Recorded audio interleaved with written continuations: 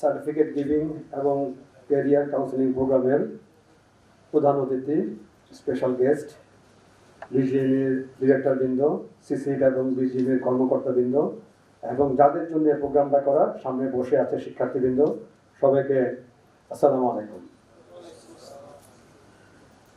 আমার পূর্ববর্তী বক্তা অনেক কিছুই বলে গেছেন সিসিড সম্পর্কে। আসলে এই প্রোগ্রামটুকু করা যে আপনাদেরকে ট্রেনিংয়ের মাধ্যমে কিভাবে ট্রেন আপ করা যায় এবং এরপরে কীভাবে চাকরির সিকিউরিটি দেওয়া যায়।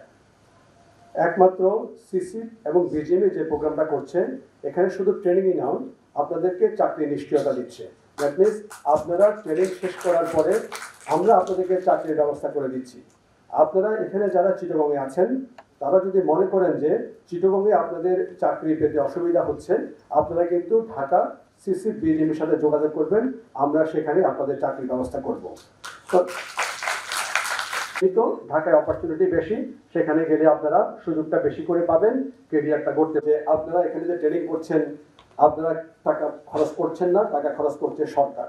দ্যাট মিনস সরকার এই টাকাটুকু পেয়েছে এডিবি থেকে, এশিয়ান ডেভেলপমেন্ট ব্যাংক থেকে, মিনিস্ট্রি অফ ফাইন্যান্সের মাধ্যমে বিজিএম এবং সিসি আপনার কাছে ইনভেস্ট করছে।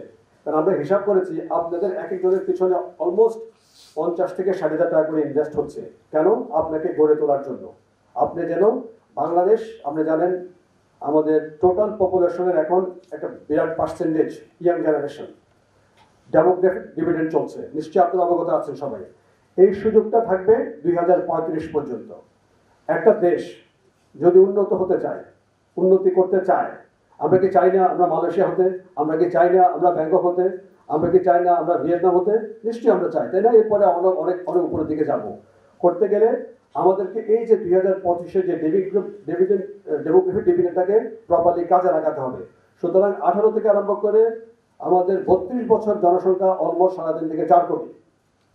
এই 4 কোটি জনসংখ্যাকে আমাদেরকে প্রপারলি ইউটিলাইজ করার জন্য সরকার এবং বিশ্ব ব্যাংক, পুরো বিশ্ব জানে যে আমাদের এখানে ডেমোগ্রাফিক ডিভিডেন্ড চলছে, সেই জন্য এই প্রজেক্টটা কিন্তু হাতে নেওয়া। তো সুতরাং আমাদের বাংলাদেশের যে ম্যান পাওয়ার, আমরা পপুলেশন ওভার পপুলেটেড, আমরা বলি দেশ ছোট মানুষ বেশি, এই জনসংখ্যাকে যদি আমরা জনশক্তিতে পরিণত করতে পারি, আলটিমেটলি কিন্তু বাংলাদেশ বিশ্বের বাজারে অনেকটুকু এগিয়ে যেতে পারবে। এছাড়া আপনি দেখেন বর্তমান সরকার বাংলাদেশে আসার পরে আপনারা দেখে থাকবেন যে এক কর্মসূচি দিয়েছে কর্মসংস্থানের, ঠিক আছে, বন্ধ ফ্যাক্টরি ওপেন করা, অথবা যেসব ফ্যাক্টরিগুলা কষ্ট করে চলছে তাদেরকে কিভাবে সহযোগিতা করা যায়। উদ্দেশ্য একটাই, কিভাবে কর্মসংস্থান করা যায়। আর কর্মসংস্থান করতে গেলে আপনি জানেন বাংলাদেশে সর্বপ্রধান সেক্টর হচ্ছে গার্মেন্টস সেক্টর। গার্মেন্টস সেক্টরের ইতিহাস অনেক বড়, আপনারা জানেন 40 বছর এই সেক্টর আমরা কাজ করছি। এখানে আমাদের সিনিয়ররা শুরু করছেন, এখন আমরা আসছি। এখানে প্রায় 40 লক্ষ ম্যান পাওয়ার জড়িত, ডিরেক্টলি ইনডিরেক্টলি বা 3-4 কোটি। ব্যাংক বলেন, বিমা বলেন, স্কুল বলেন, বা যত সংস্থা আছে না কেন সব কিছু ডিরেক্টলি ইনডিরেক্টলি এটার সাথে জড়িত। টোটাল ফরেন কারেন্সির 87% কিন্তু এই সেক্টর থেকে আসছে। সুতরাং এই সেক্টরটাকে উপেক্ষা করার কোনো সুযোগ নেই। যার